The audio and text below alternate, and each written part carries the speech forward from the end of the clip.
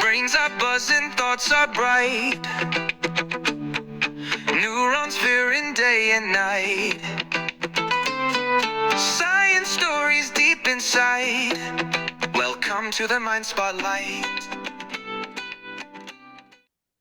მოგესალმებით. კიდევ ერთხელ იმაზე, თუ რა შეიძლება იყოს ინსულტისა თუ გარდამავალი ისემიური შეტევის ნიშნები, რა არ უნდა გამოგვეპაროს და როდის უნდა მიმართოთ ნევროლოგს. დავიწყოთ ცნობიერებით. თუ ადამიანი უცებ კარგავს გონებას, ეს შეიძლება იყოს სხვა ნევროლოგიურ დაავადებებთან ერთად ასევე ინსულტის ნიშანი. მიმართეთ ნევროლოგს, გამოიძახეთ სასწრაფო. გარდა ამისა, შეიძლება ცნობიერება უბრალოდ დაირღვეს. პაციენტი არის გონზე, მაგრამ ვერ ხვდება სად არის, რა ჰქვია, რა სიტუაცია. ესეც არის ნიშანი იმისა, რომ თავის ტვინში ხდება რაღაცა მწვავე პროცესი.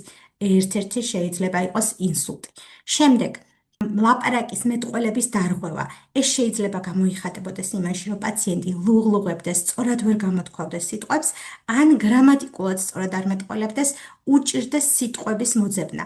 თუ მსგავსი რამ დაიწყო მყისეულად, აუცილებლად მიმართეთ ნევროლოგს, ეს ინსულტის ნიშანია. ასევე სახის კუნთების დამბლა, ცალმხარეს ჩამოწეული ტუჩი, გაღიმებისას ტუჩები არ ადის სიმეტრიულად მაღლა, ნიშანი არის ინსულტის, უნდა მოხდეს აუცილებლად ნევროლოგის ჩართვა, ყისეულად. ასევე თუ ამას ემატება, ან ცალკე გამოხატული დამბლა, მოძრაობის შეზღუდვა ხელში, ფეხში, ან ხელფეხში, განსაკუთრებით მაშინ თუ ეს გვაქვს ცალმხარეს, მაგალითად მოძრაობა არის დარღვეული მარჯვენა ხელში და მარჯვენა ფეხში, არის მანიშნებელი იმისა, რომ აქ შეიძლება მიმდინარეობდეს ინსულტი. ხშირად ინსულტი გვაქვს ხოლმე ძალიან მსუბუქი სიმპტომებით, მაგალითად გაბუჟება. თუ ეს გაბუჟება მყისეულად არის აღმოცენებული, ჩართულია სახის ერთი მხარე და ან ასევე ენა, ხელი ან ფეხი, ესეც შეიძლება იყოს ინსულტის ნიშანი და თუნდაც ამან გადაიაროს რამოდენიმე წუთში, აუცილებლად მყისეულად უნდა მიაკითხოთ ნევროლოგს.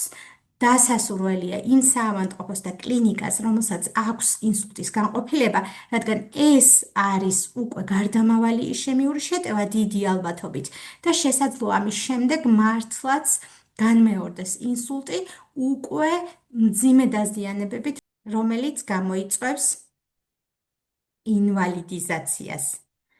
ასე რომ არ შეიკავოთ თავი, მიდით აუცილებლად ნევროლოგთან დაუკავშირდით, ეს გააკეთეთ იმავე დღეს, განსაკუთრებით თუ ეს ნიშნები გამოვლინდა რისკ პაციენტებში, ესენი არიან.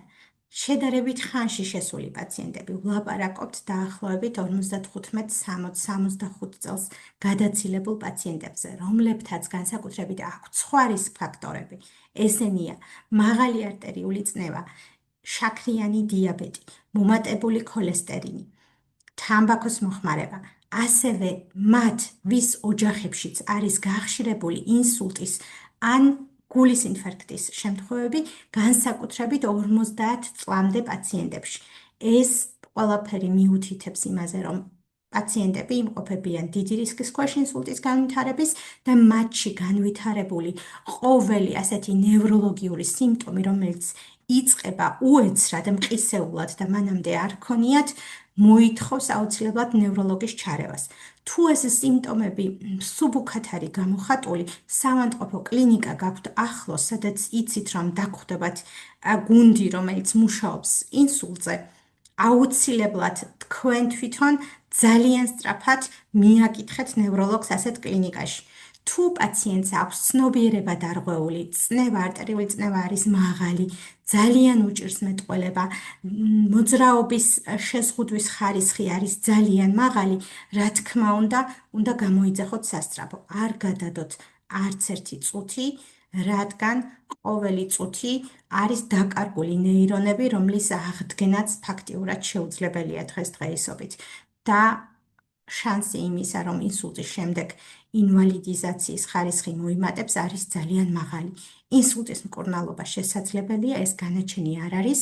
მთავარია ამოვიცნოთ ინსულტის ნიშნები და მივაკითხოთ მყისეულად ექიმს ან გამოვიძახოთ სასწრაფო, მაშინაც კი თუ ეს ნიშნები გარდამავალია და დროში ძალიან მალე გაუმჯობესდა. დიდი მადლობა.